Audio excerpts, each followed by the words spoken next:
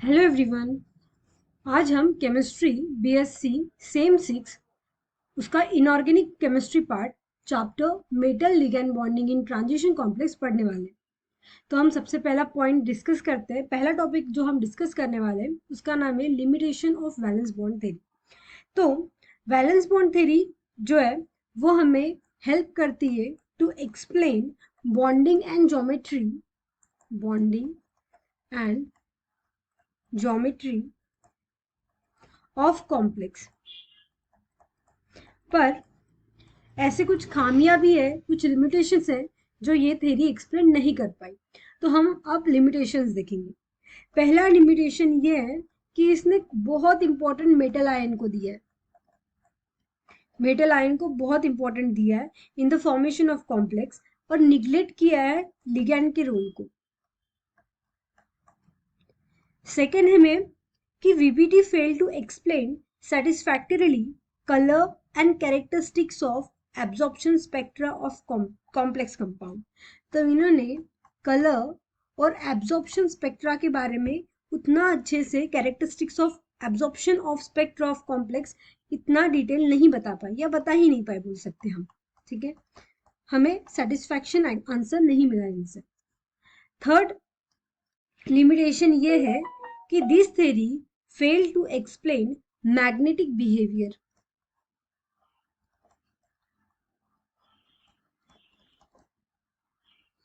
Of certain complex. कुछ complex का magnetic behaviour ये बराबर प्रेडिक्ट नहीं कर पाए। फॉर एग्जाम्पल Ni2+ जिसकी सिस्टम होती है D8 सिस्टम। ओके, और ये फॉर्म करता है square planar complex. Square planar complex ये फॉर्म करता है। Okay, now it should be diamagnetic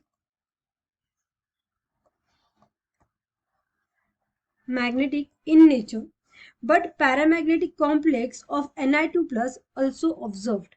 but observation में क्या आया है? पैरामैग्नेटिक। तो ये इसका एक लिमिटेशन है कि ये कुछ मैग्नेटिक बिहेवियर कॉम्प्लेक्स के बराबर एक्सप्लेन नहीं कर पाया। नाउ फोर्थ लिमिटेशन ये है कि VBT does not explain satisfactorily why some complex of metal ion in particular oxidation state। Okay, जैसे फॉर एग्जाम्पल हम देखिए CONH3/6 3+ और COFe6 3-। तो ये एक्सप्लेन नहीं कर पाया कि दोनों का ऑक्सीडेशन स्टेट अगर सेम है तो ये ऑक्सीडेशन स्टेट सेम होने के बाद भी एक कॉम्प्लेक्स जो होता है वो लो स्पिन करता है, वो लो स्पिन कॉम्प्लेक्स बनाता है, और एक जो होता है वो हाई स्पिन बनाता है। तो ये डिफरेंस क्यों है? Okay, VBT does not explain satisfactorily why some complex of metal ion in particular oxidation state are low spin while some other complex of a same metal ion in the same oxidation state are high spin। Now fifth point, this theory failed to explain the kinetics। Kinetics means उसका rate बता नहीं पाया, as well as mechanism भी नहीं बता पाया ये theory कि रिएक्शन कैसी होती है कॉम्प्लेक्स फॉर्मेशन की, प्रॉपर मैकेनिज्म ये एक्सप्लेन नहीं कर पाया। नाउ 6 पॉइंट ये है कि VBT can not account for the relative stability for different shape and different coordination number in metal complex. Okay, जैसे फॉर एग्जांपल CO2+ जिसकी D7 सिस्टम होती है, ये ऑक्टाहेड्रल भी कॉम्प्लेक्स फॉर्म करता है और टेट्राहेड्रल भी स्ट्रक्चर कॉम्प्लेक्स फॉर्म करता है। वही Ni2+ जो होता है जिसकी सिस्टम D8 सिस्टम होती है, ये रेयरली फॉर्म करता है टेट्राहाइड्रल कॉम्प्लेक्स रेयरली। तो ऐसा क्यों होता है? मतलब उनमें क्या स्टेबिलिटी होती है फॉर डिफरेंट शेप के लिए, डिफरेंट कोऑर्डिनेशन नंबर के लिए, ये VBT एक्सप्लेन नहीं कर पाया। ये 6 पॉइंट होते हैं limitations of valence bond theory. ठीक है, नेक्स्ट टॉपिक जो हम डिस्कस करने वाले हैं उसका नाम है crystal field theory, that is CFT। Okay, so ये थ्योरी जो होती है वो बेस होती है assumption that metal ion and ligand both are act as a point charge. जैसे मेटल आयन है वो पॉजिटिव चार्ज का और लिगैंड जो है वो नेगेटिव चार्ज का, तो दोनों कैसे पॉइंट चार्जेस है. ओके, अब दोनों अगर पॉइंट चार्ज है तो दोनों में इंटरेक्शन होगा, पॉजिटिव नेगेटिव इंटरेक्शन. इसका मतलब मेटल आयन और लिगैंड का जो इंटरेक्शन होगा वो प्योरली कैसा होगा, इलेक्ट्रोस्टैटिक होगा, इलेक्ट्रोस्टैटिक इंटरेक्शन होगा. इन केस निगेटिव लिगैंड, अब निगेटिव लिगैंड कौन से होते हैं, लिगैंड के दो टाइप, एक होगा निगेटिव लिगैंड और एक होगा neutral ligand. Okay, negative ligand जो होंगे जैसे Cl minus, Cn minus etcetera, अगर ये मेटल के साथ इंटरैक्ट कर रहे हैं तो हम उसे बोलेंगे आयन आयन इंटरैक्शन, क्योंकि मेटल पॉजिटिव है और ये निगेटिव, तो इनमें आयन आयन इंटरैक्शन होगा अगर लिगैंड निगेटिव है. वही अगर लिगैंड न्यूट्रल है, जैसे एग्जांपल NH3 H2O, तो ये क्या करेंगे, जैसे हमने अगर H2O का स्ट्रक्चर देखा, HOH, ये होता है नेगेटिव चार्ज का, ये होता है पॉजिटिव चार्ज का, ये पॉजिटिव चार्ज का, तो क्या बना रहे हैं, डाइपोल बना रहे हैं. अब ये जो होगा इसका इंटरेक्शन मेटल के साथ हो रहा है, बराबर, ये वाटर मॉलिक्यूल का जिसमें पॉजिटिव नेगेटिव चार्ज दोनों भी है, इसका इंटरेक्शन मेटल के साथ हो रहा है. ऐसे लिगैंड का जिनमें पॉजिटिव नेगेटिव चार्ज होता है, ऐसे क्या बोलेंगे, इसे हम डाइपोल बोलेंगे. तो इसमें जो इंटरेक्शन होगा उसको हम क्या बोलेंगे, आयन डाइपोल इंटरेक्शन. क्या बोलेंगे, आयन डाइपोल इंटरेक्शन. अब हम देखते हैं postulate. Okay, postulate of CFT, crystal field theory. सबसे पहला postulate, a complex is considered to be combination of, जो भी complex बनेगा वो कैसे बनेगा, तो combination of central, सेंट्रल में होगा हमारा मेटल आयन और उसके सराउंड में होगा लिगैंड, विच कंटेन, अभी लिगैंड पे एक या उससे ज्यादा लोन पेयर अटैच होंगे, लोन पेयर ऑफ इलेक्ट्रॉन्स होंगे.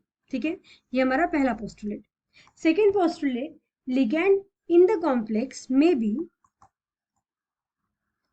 एक तो आयोनिक लिगैंड होंगे वो, या फिर न्यूट्रल लिगैंड होंगे. आयोनिक लिगैंड मतलब क्या, अनायन होगा वो, जैसे Cl minus, F minus, Cn minus, जिसे हम क्या कंसीडर करेंगे, वो क्या है, point charge.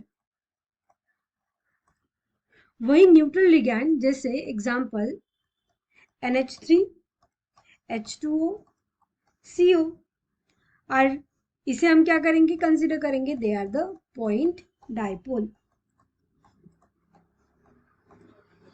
If ligand is neutral, the negative end of the ligand dipole is oriented towards the metal cation.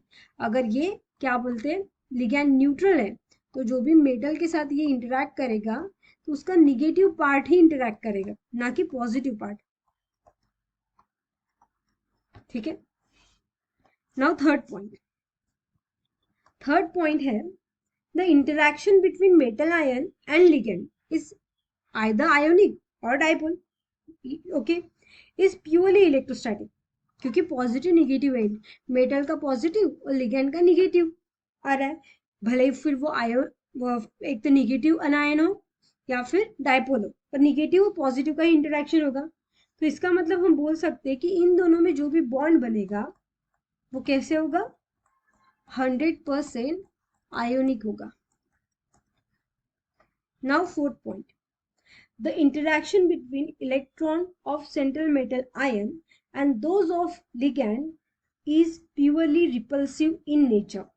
ठीक है, मेटल में जो कोई भी इलेक्ट्रॉन होंगे और लिगैंड के इलेक्ट्रॉन्स जो होंगे, इनमें जो भी इंटरेक्शन होगा वो कैसे होगा, तो इनमें हम बोलेंगे कि प्योरली कैसे होगा, रिपल्सिव इन नेचर होगा. और इस रिपल्शन की वजह से डी ऑर्बिटल की एनर्जी जो होती है वो क्या होती है, रेज होती है। अब इसका क्या मतलब होता है वो भी हम थोड़ी देर में डिटेल में समझेंगे, ठीक है। फिलहाल इतना ही याद रखना है कि मेटल जो होंगे उसमें जो भी डी ऑर्बिटल में इलेक्ट्रॉन्स होंगे, लिगैंड के अप्रोच की वजह से वहां रिपल्शन बहुत ज्यादा बढ़ जाता है, जिसकी वजह से वहां की एनर्जी भी बढ़ जाती है, ठीक है। Now move to fifth point. Now fifth point, as d orbital have a different orientation in space. ये हमको पता है क्योंकि डी ऑर्बिटल में हम देखते हैं कि 5 ऑर्बिटल्स होते हैं। एक होता है d x y, d y z, d x z, d x square minus y square और डी जेड स्क्वायर, बराबर। तो ये जो होते हैं वो इनका ओरिएंटेशन जो होगा स्पेस में अलग अलग होता है। इसका मतलब क्या कि एक जो होगा, जैसे हमने कंसिडर किया कि एक्स और वाई, एक्स और वाई, तो इनके कैसे होंगे लोब्स, डी ऑर्बिटल का ऐसा होगा। वही जब हम डी वाई जेड बोलते हैं तो ये अपना वाई और ये अपना जेड, तो ये लोब्स ऐसे होते हैं। डी एक्स वाई, ये एक्स और ये जेड, इनका इंटरेक्शन ऐसे होता है। वही d x square minus y square जो होता है वो हमको इस टाइप का दिखता है लोब पे, और डी जेड स्क्वायर जो होता है ये हमारा जेड इस पे होता है, ये हमारा डी जेड स्क्वायर। तो हम देख पा रहे हैं कि डी ऑर्बिटल में जितने भी ये डी ऑर्बिटल्स होंगे, ठीक है, इनका ओरिएंटेशन स्पेस में कैसा होगा, अलग अलग होगा। दे एक्सपीरियंस डिफरेंट रिपल्शन। जब भी लिगैंड अप्रोच करेगा तो ये सब के सब अलग अलग रिपल्शन एक्सपीरियंस करेंगे, और इसके वजह से क्या होता है, डी ऑर्बिटल जो होगा वो क्या होता है, स्प्लिट होता है। क्यों स्प्लिट होता है, ये क्यों स्प्लिट होगा, तो इसका रीजन क्या है, डी ऑर्बिटल स्प्लिट होता है बिकॉज ऑफ 2 रीजन। पहला रीजन इनका सबका ओरिएंटेशन अलग अलग होगा, और दूसरा लिगैंड जब अप्रोच करता है तो क्या होगा, रिपल्शन अलग अलग होगा, जिसकी वजह से उनमें क्या होगी, स्प्लिटिंग होगी, ठीक है। अब अब नेक्स्ट क्या बोलते हैं कि जब ऐसी चीज आएगी जब लिगैंड अप्रोच करेगा और ये स्प्लिट अप होंगे, तो ये दो चीज में स्प्लिट होते हैं, एक होता है ईजी और दूसरा होता है T2G, ठीक है। मतलब ईजी में कुछ सेट आएंगे डी ऑर्बिटल के, और T2G में कुछ सेट आएंगे, तो इसको हम बोलते हैं crystal field splitting, crystal field splitting. Now six point क्या है कि in this theory covalent character of bond, in this theory covalent character of bond between metal and ligand is not taken into the account. That is, there is no orbital overlapping between the central metal ion and ligand. तो इसका जो bond होगा वो हमें कभी भी covalent bond हमें नहीं दिखने को मिलेगा, ठीक है। कोवेलेंट बॉन्ड हमें मेटल और लिगैंड का देखने को नहीं मिलेगा। वो कैसे होगा, आयोनिक बॉन्ड होगा। Now 7, crystal field splitting will be different in different structure with different coordination number. Crystal field की जो भी स्प्लिटिंग होगी, जैसे कभी Eg ऊपर T2G नीचे, या फिर कभी T2 ऊपर E नीचे, तो जो भी स्प्लिटिंग होगी वो किस पे डिपेंड करती है, वो डिपेंड करती है उनका स्ट्रक्चर कैसा है, स्ट्रक्चर पे और उसके कोऑर्डिनेशन नंबर पे। तो ये थे postulate of crystal field theory. Next जो टॉपिक हम डिस्कस करने वाले हैं उसका नाम है crystal field splitting of d orbital.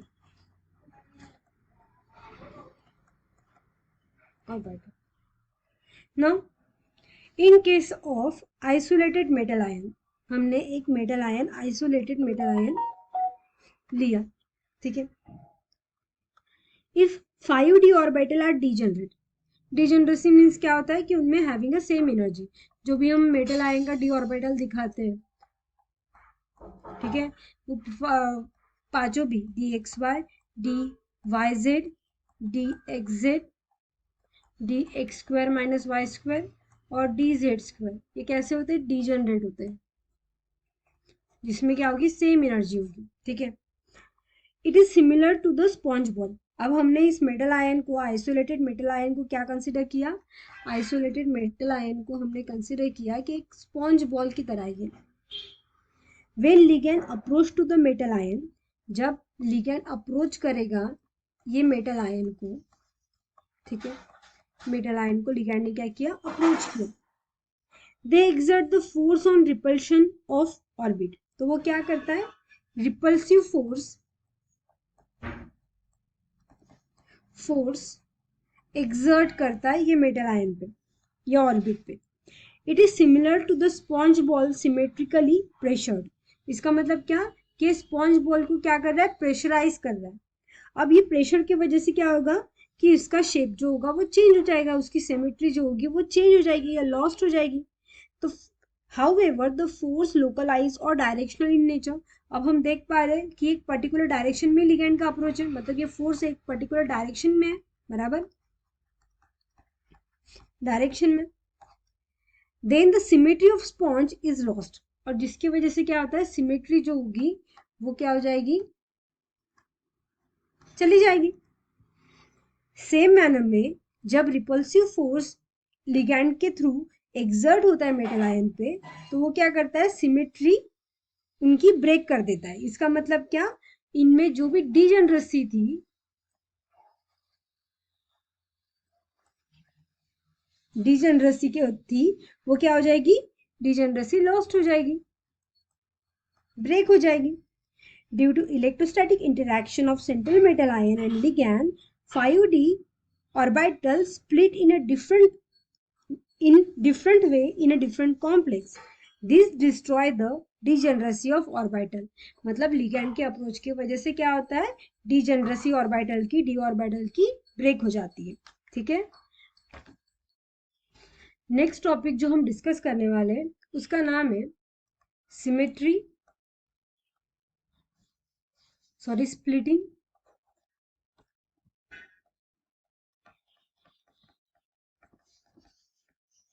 Of d orbital in octahedral complex.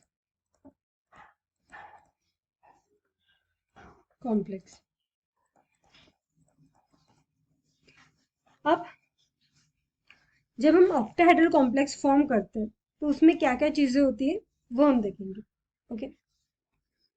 तो during the formation of octahedral complex, ligand approach the metal ion along the coordinate axis x y z।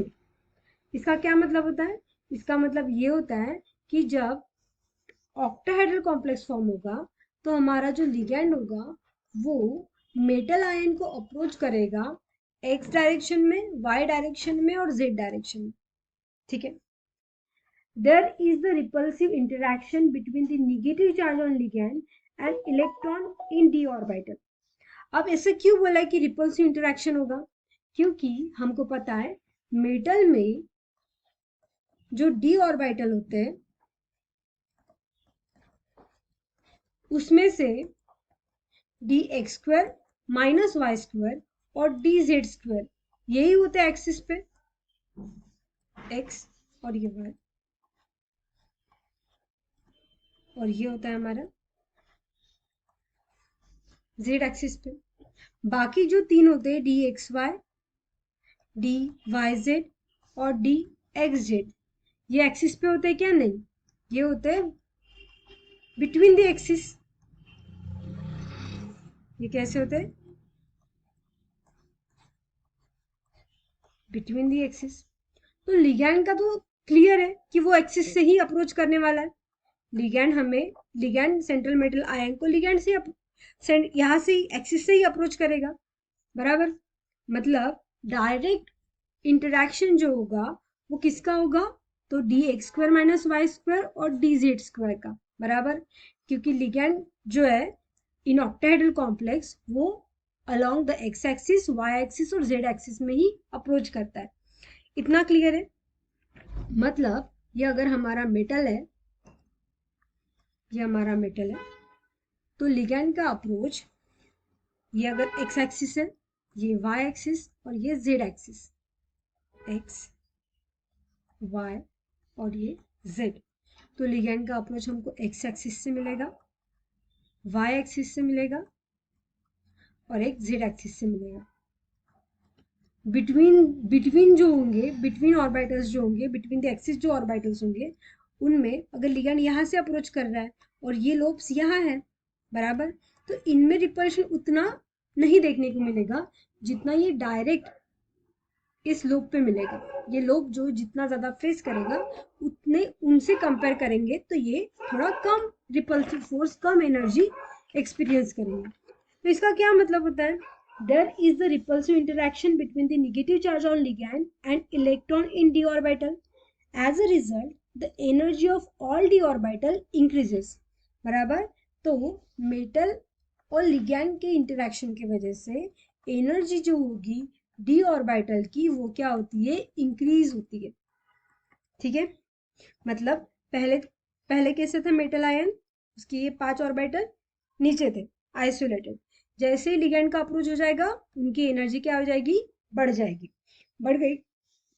The lobe of 2 orbital namely dx² minus y² और dz², मतलब ये दोनों,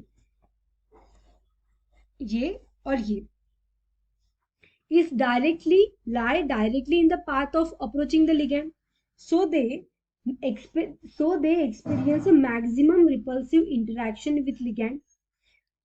Other three, gxy, dz and dxz interact lesser extent. बराबर। तो ये दोनों direct आ रहे, direct उसके पाथ में आ रहे, इसके वजह से ये क्या करेंगे? ज्यादा इंटरेक्शन फेस करेंगे, ज्यादा रिपल्सिव फोर्स इन पे आएगा बराबर। और इसकी वजह से क्या होता है? 5d ऑर्बिटल 2 ग्रुप में डिवाइड होता है। पहला ग्रुप जो होता है वो रहता है हमारा dx² माइनस y² और dz², और दूसरा जो होता है वो होता है हमारा dxy, dyz और dxz। ठीक है, तो इस ग्रुप को क्या बोलते हैं? हम इस ग्रुप को बोलते हैं ईजी ग्रुप, ईजी सेट, और दूसरे ग्रुप को dxy, dyz और dxz को हम बोलते हैं T2G। ठीक है, अब ईजी और T2G में इतना क्लियर हो गया कि ये क्या है, इसमें ईजी में डायरेक्ट इंटरेक्शन हो रहा है, इसका मतलब ईजी की एनर्जी जो होगी, ईजी की एनर्जी जो होगी वो ज्यादा होगी कंपेयर टू T2G। ठीक है, तो T2G की लोअर एनर्जी होगी, ईजी की ज्यादा एनर्जी होगी।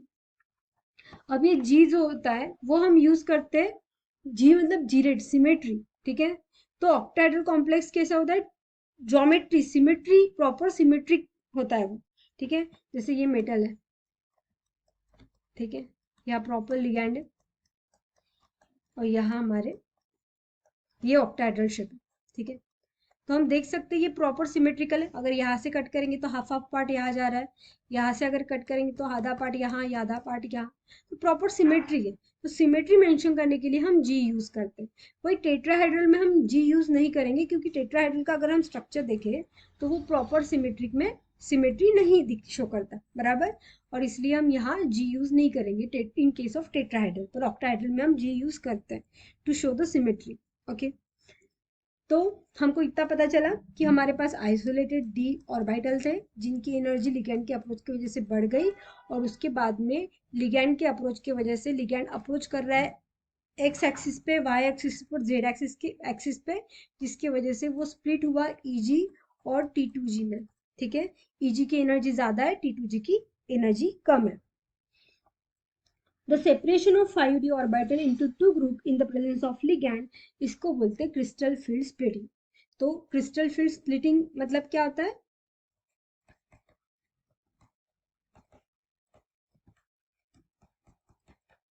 लिगैंड के प्रेजेंस में डी ऑर्बिटल की स्प्लिटिंग को बोलते हैं crystal field splitting.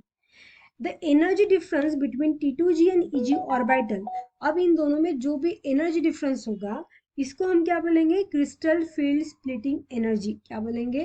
Crystal field splitting energy बोलेंगे, जिसको हम रिप्रेजेंट करते हैं डेल से, और यहाँ ऑक्टाहेड्रल है करके ये हो जाएगा O, डेल O। ठीक है, so del O which is equal to होता है 10dQ। ठीक है, अब each metallic electron going into T2g orbital stabilize the complex by the energy 0.4. ठीक है, तो इनमें जो एनर्जी होगी वो कितनी होगी, वो होगी -0.4 del O. While the electron going in the EG orbital destabilize the complex by 0.6 del O. Okay. Now the net release energy is called crystal field stabilization energy. तो टोटल कितनी एनर्जी लगी उसको क्या बोलते हैं, crystal field stabilization energy.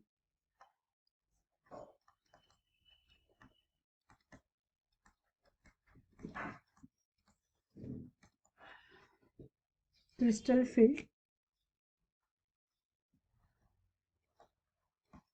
Stabilization energy CFSE. तो ये net energy निकालने का फॉर्मूला होता है CFSE which is equal to -0.4 multiply with P. अब P मतलब क्या होता है कि कितने इलेक्ट्रॉन T2G में, T2G के इलेक्ट्रॉन्स. Okay, -0.6 Q. Q मतलब क्या होता है कि EG में कितने इलेक्ट्रॉन्स है, मल्टीप्लाई विथ डेल O. ठीक है, आगे जाके यहाँ से हम मल्टीप्लाई करते हैं पेयरिंग एनर्जी को भी. ठीक है, सो एक बात और मेंशन करनी यहाँ जरूरी है कि टोटल एनर्जी जो होगी सिस्टम की वो क्या होती है, कम होती है when ligand is added and form a complex. मतलब d ऑर्बिटल में जितनी भी एनर्जी होंगी, ठीक है, वो कॉम्प्लेक्स फॉर्म होने के बाद, लिगैंड के अप्रोच होने के बाद कॉम्प्लेक्स जो भी फॉर्म होता है उसकी एनर्जी कैसी होगी, थोड़ी कम ही होगी. ठीक है, अगर हमें 10 मिल रही है तो यहाँ 9 मिल जाएगी एनर्जी. ठीक है, तो ये था हमारा splitting of d orbital in octahedral complex. अब हम मूव करेंगे नेक्स्ट टॉपिक की तरफ, that is high spin and low spin complex. Okay, so ये टॉपिक इंपॉर्टेंट है. High spin complex and low spin complex.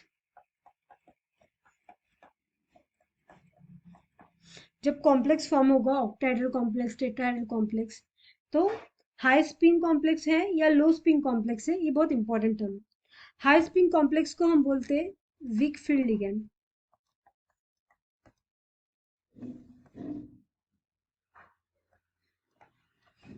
Weak field ligand complex.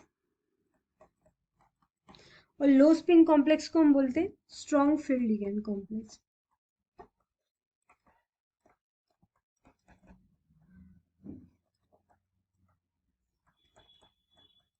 ठीक है, on the basis of electronic configuration the number of unpaired electron present, जितने number of unpaired electron होंगे उसके basis पे क्या होता है, कॉम्प्लेक्स को हम दो पार्ट में डिवाइड करते हैं. एक होता है हाई स्पिन कॉम्प्लेक्स, दूसरा होता है लो स्पिन कॉम्प्लेक्स. अब देखते हैं हाई स्पिन कॉम्प्लेक्स में क्या क्या पॉइंट्स हैं. Those complex in which configuration of number of unpaired electron is more. तो हमें हाई स्पिन कॉम्प्लेक्स में क्या मिलेगा, अनपेड इलेक्ट्रॉन ज्यादा देखने को मिलेंगे. अब ऐसा क्यों, and have a high value of total spin known as the high spin complex. Okay, तो इसमें क्या होता है कि पेयरिंग एनर्जी जो होती है, ठीक है, क्रिस्टल फील्ड स्प्लिटिंग एनर्जी और pairing energy that is delta O consider करते हैं कि ऑक्टाहेड्रल का है. और पेयरिंग एनर्जी जो होगी इन दोनों में हम देखें तो pairing energy high spin complex में ज्यादा होती है. अगर चीज बहुत महंगी हो, पेयरिंग करना बहुत महंगा हो, तो इलेक्ट्रॉन क्या प्रेफर करेंगे, पेयरिंग ना करना, सिंगल सिंगल रहना. वही लो स्पिन कॉम्प्लेक्स में क्या होता है कि इसमें हमें अनपेड इलेक्ट्रॉन जो होते हैं वो कम देखने को मिलते हैं, क्योंकि इसमें क्या होता है, इसमें पेयरिंग एनर्जी जो होती है वो कैसी होती है, कम होती है स्प्लिटिंग एनर्जी से, क्रिस्टल फील्ड स्प्लिटिंग ज्यादा होगी और पेयरिंग एनर्जी कम होगी। अगर हमको एक रूम में रहना है और किसी के साथ शेयर करने से हमको अगर कम पैसे लग रहे तो हम क्या करेंगे, पेयरिंग करना प्रेफर करेंगे। अगर पेयरिंग महंगी रहती तो पेयरिंग नहीं करते, पर यहाँ पेयरिंग कैसी है, सस्ती है, इजी पड़ेगा पेयरिंग करना। तो लो स्पिन कॉम्प्लेक्स में पेयरिंग जो होती है इलेक्ट्रॉन प्रेफर करते हैं और इसकी वजह से अनपेड इलेक्ट्रॉन जो होंगे वो हमें कम देखने को मिलते हैं। ठीक है, अब ये weak field ligand, strong field ligand, ये पेयरिंग नॉन पेयरिंग क्या चीज़ है, ये हम एग्जाम्पल के थ्रू प्रॉपर समझ पाएंगे। ठीक है, पहले हम देख लेते हैं कि ये जो हाई स्पिन कॉम्प्लेक्स होता है उसमें क्या होता है, वीक फील्ड लिगैंड होते हैं। अब हम कैसे पहचाने कि वीक फील्ड लिगैंड कौन से होते हैं और स्ट्रॉन्ग फील्ड लिगैंड कैसे होते हैं, बराबर, उसके बाद ही हम हाई स्पिन लो स्पिन कॉम्प्लेक्स देख पाएंगे। तो उसके लिए ये अंडरस्टैंड करने के लिए क्या होता है, एक स्पेक्ट्रोकेमिकल सीरीज होती है। ठीक है, क्या होती है,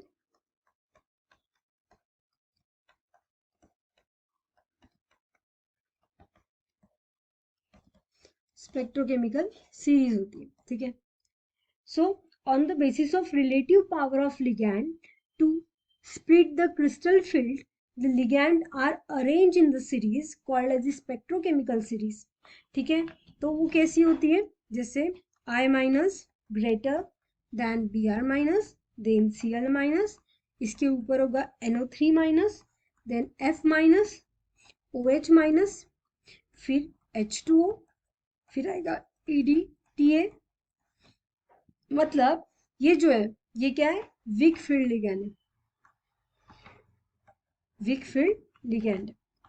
और याद क्या रखना है हमको कि वीक फील्ड लिगैंड जब होंगे, जब हम कॉम्प्लेक्स देखेंगे और हमको ये जो एलिमेंट है I minus Br minus Cl minus NO3 minus ऐसे कुछ दिखेंगे तो हम पहचान लेंगे ये क्या है, वीक फील्ड लिगैंड है।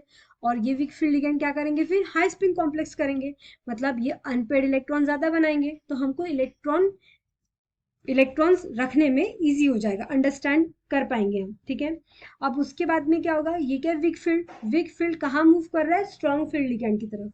ईडीटी के बाद क्या आता है, पी वाई देन NH3, इसके बाद EN NO2 माइनस, उसके बाद आता है Cn माइनस, इसके बाद आता है CO। तो ये सब क्या है, ये strong field ligand. Strong field ligand क्या करते हैं, स्ट्रॉन्ग फील्ड लिगैंड हमने अभी देखा, स्ट्रॉन्ग फील्ड लिगैंड क्या करते हैं, वो करते हैं लो स्पिन कॉम्प्लेक्स फॉर्मेशन। क्या करते हैं, लो स्पिन कॉम्प्लेक्स फॉर्मेशन करते हैं। ठीक है, जैसे फॉर एग्जांपल हमको दिया है Ni Br6 4 माइनस दिया है। ठीक है, और हमको दिया है Ni H2O/6 2 प्लस। ठीक है, तो हम क्या देखेंगे इसमें, कौन स्ट्रॉन्ग फील्ड लिगैंड है, वीक फील्ड लिगैंड है, तो हमको स्पेक्ट्रोकेमिकल सीरीज याद है जिसमें Br जो था वो क्या था, वीक फील्ड लिगैंड था, और H2 कैसे था, इसके सामने था, मतलब ये क्या हो जाएगा, स्ट्रॉन्ग फील्ड लिगैंड हो जाएगा। तो स्ट्रॉन्ग फील्ड है मतलब ये क्या करेगा, स्ट्रॉन्ग फील्ड लिगैंड जो होता है हमने अभी पढ़ा, स्ट्रॉन्ग फील्ड लिगैंड हमेशा क्या फॉर्म करता है, वो करते हैं स्ट्रॉन्ग फील्ड लिगैंड लो स्पिन कॉम्प्लेक्स फॉर्मेशन, बराबर। और वीक फील्ड लिगैंड क्या करते हैं, हाई स्पिन कॉम्प्लेक्स फॉर्मेशन, मतलब ये फट से पेयर करेंगे, ये पेयर नहीं करेंगे, मैक्सिमम अनपेड इलेक्ट्रॉन रखेंगे।